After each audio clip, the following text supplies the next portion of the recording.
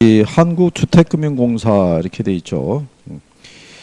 주택금융공사는요, 주택 저당 채권의 유동화, 주택금융 신용 보증 및 주택담보 노후연금 보증 등의 업무를 수행을 해서 주택금융 등의 장기적 안정적인 공급을 촉진한다 이렇게 해놨죠.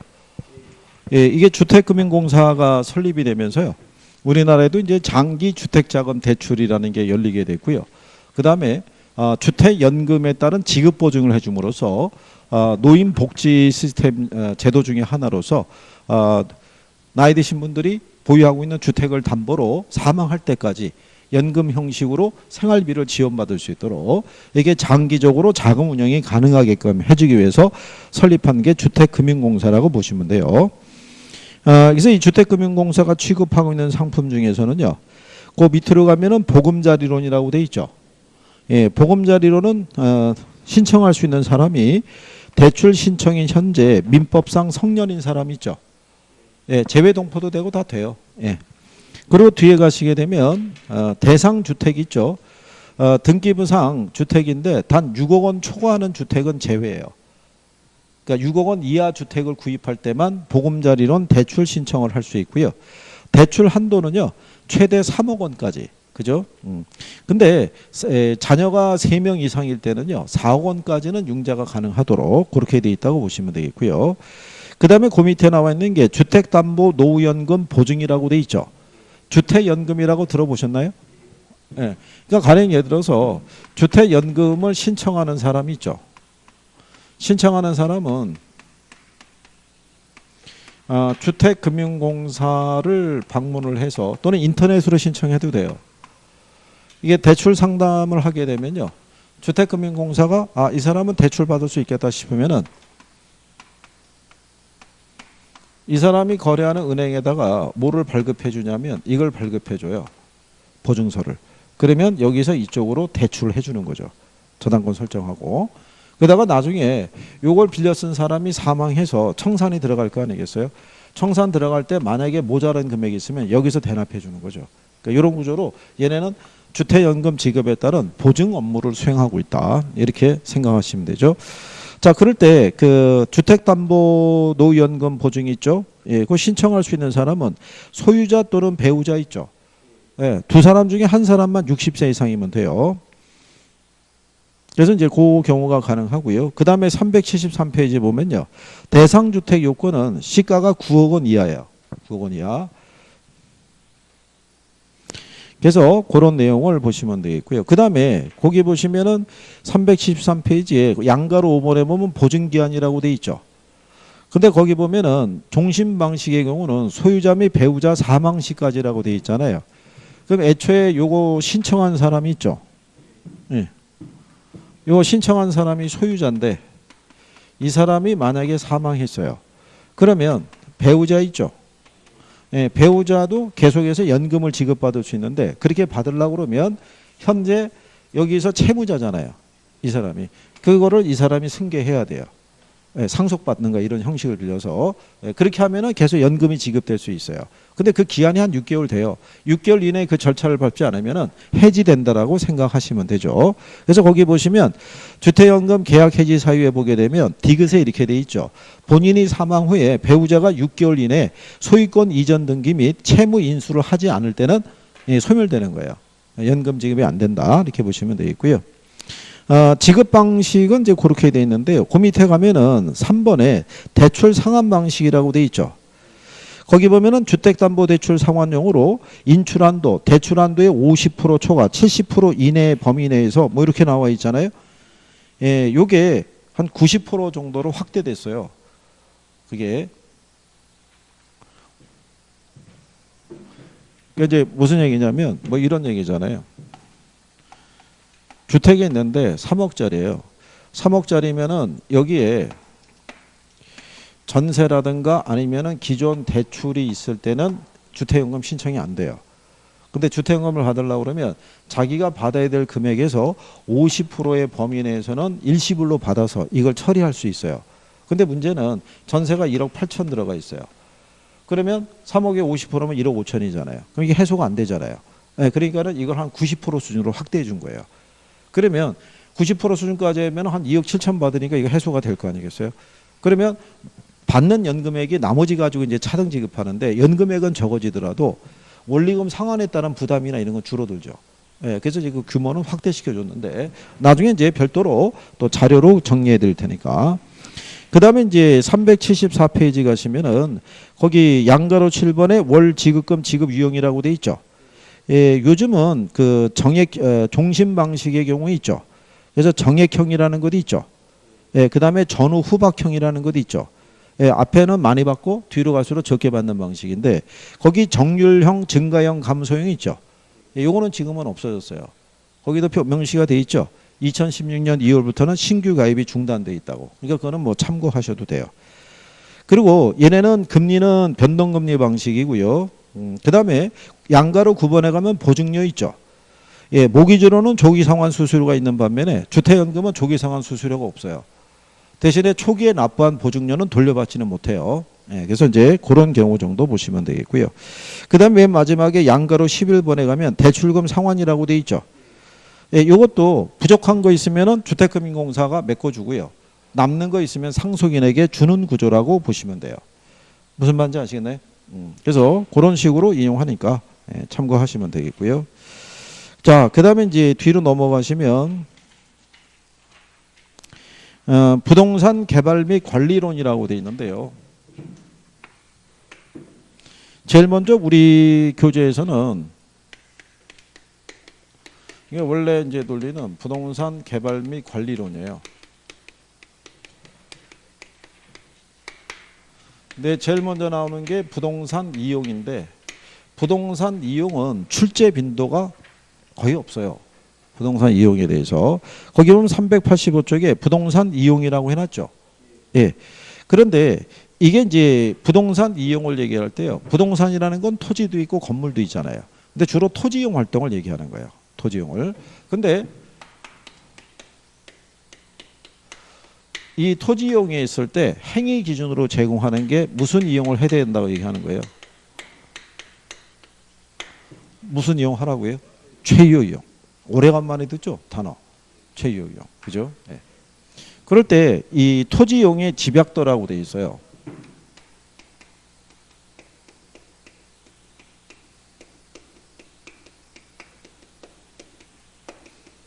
집약도는 단위 면적의 토지예요. 투입되는 노동과 자본의 상대적 양의 크기를 가지고 측정해요. 단위 면적에 투입되는 노동과 자본의 양이 큰 거를 우리가 무슨 이용이라고 그러냐면요. 이걸 집약적 이용.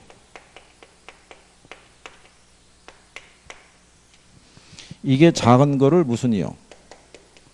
이걸 조방적 이용이라고 그래요. 근데 도심 지역 같이 토지 가격이 비싼 곳 있죠. 그런 쪽에서는 대부분 무슨 이용 하겠어요? 집약적 이용. 토지 가격이 상대적으로 싼 도시 외곽에서는 무슨 이용을? 조방적 이용을 할 것이다. 이런 정도로 예, 보시면 될 거고요. 그래서 도심과 같이 토지 가격이 비싼 거는 이 이용을 하는 게 무슨 이용이 되고요? 최유 이용. 토지 가격이 싼 곳에서는 토지의 면적을 많이 사용하는 조방적 이용을 하는 것이 또 최유 이용이 될 것이다. 이렇게 보시면 될 거예요. 그리고 뒤로 넘어가시면요. 용어상에서 요거는 이제 뭐로 나타나는 거냐면요. 토지 이용을 해서 나타나는 결과 있죠.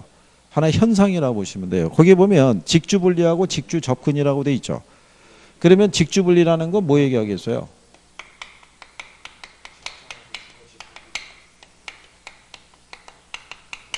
직장과 주거지가 서로 다른 곳에 위치하는 것을 우리가 직주분리라고 얘기하는 거죠. 그렇죠? 예. 그러면 직주분리가 발생하는 것은요. 도심지의 지가가 너무 비싸거나 도심의 주거 환경이 악화되거나 도시 외곽으로의 교통이 발달하게 되면은 주거가 도시 외곽으로 나가게 된다는 얘기죠. 그러게 되면 나타나는 현상이 도넛 현상이 있죠. 도심 공동화 현상이 나타난다고 그러죠. 그러니까 도심의 한가운데 있는 곳 있죠. 여기는 이 도심의 외곽에 있던 사람이 출근 시간에는 일로 몰려 들어왔다가 그죠? 퇴근 시간이 되면 다 빠져나갈 거 아니에요. 그러면 도심 한가운데가 구멍이 뻥 뚫릴 것 같은. 그러니까 상대적인 야간 상주 인구 밀도가 작아지는 현상이 나타나더라. 이렇게 보시면 되죠. 그리고 이제 외곽에서 도심으로 출퇴근하는 자들의 비율이 늘어나는 도심 고동 비율이 있죠. 왜 출퇴근 시간에 교통 체증이 어떻게 돼요? 심각해지죠. 예, 그때는 단위 시간당 인구의 밀도가 어떻게 돼요? 확 높아지죠. 퇴근 시간에는 어떻게 돼요? 인구 밀도가 또 쫙 빠지겠죠. 예, 그런 식의 현상이 나타난다고 보시면 되죠.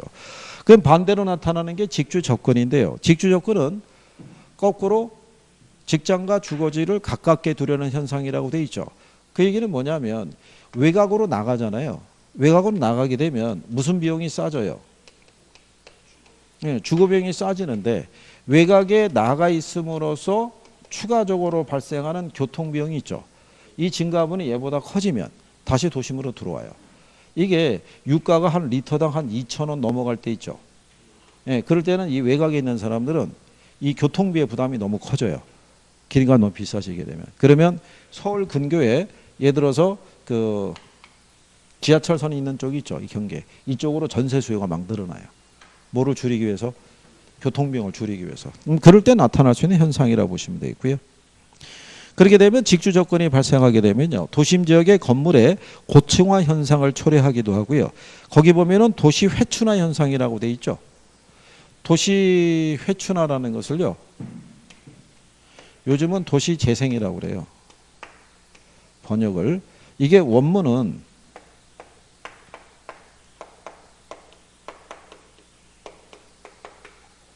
이게 젠트리피케이션이라고 그래요. 네. 젠트리피케이션에 대한 번역을 예전에 부동산학자가 도시 회춘화라고 번역을 해서 시험에 한번 쓴 적이 있어요. 오래전에. 한 13회 뭐 이럴 때. 근데 요즘은 번역을 도시 재생이라고 그래요. 그러면 도심 지역의 불량 주거지 있죠. 네, 여기가 개선이 되면서 외곽에 있던 중산층 이상의 계층들이 그쪽으로 유입되는 거죠. 그쪽으로. 그래서 요즘 왜 저기 도시 재생에 대한 건 많이 지난번에 왜 제가 홍대 얘기도 하고 막 그랬었잖아요. 저게. 그다음에 도시 스포럴 현상이 있죠. 예, 도시 스포럴 현상이라는 것은요. 개념 정도 알아두시면 돼요.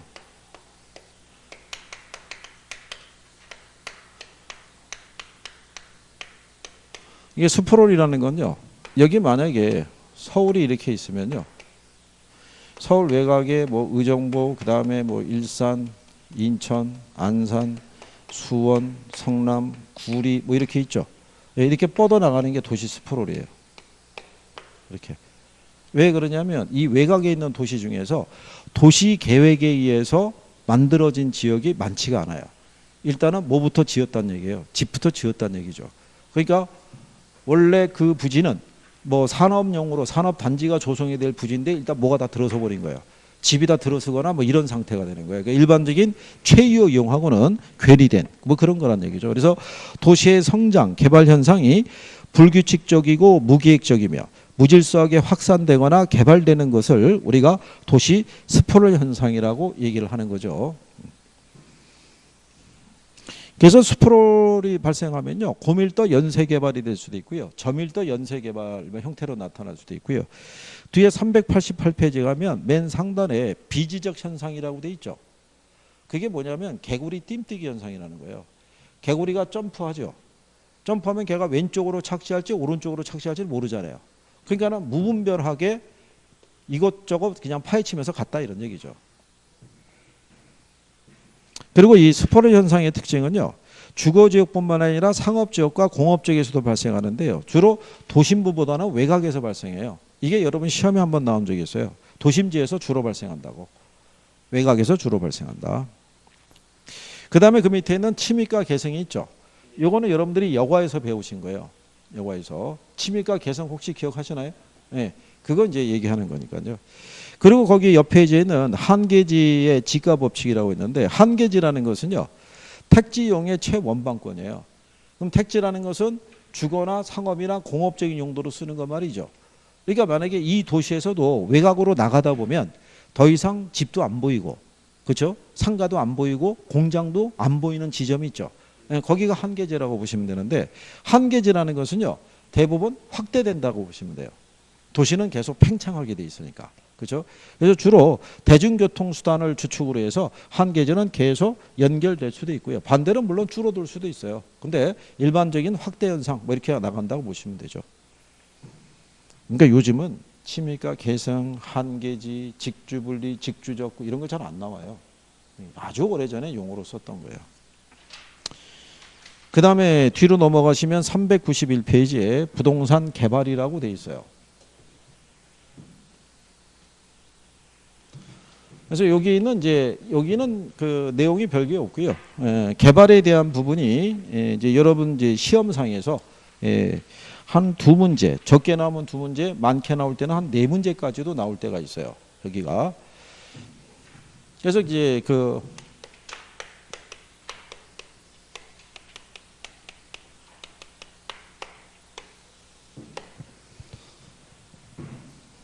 개발의 개요 정도 얘기하고 마무리 해드릴 거예요. 그죠?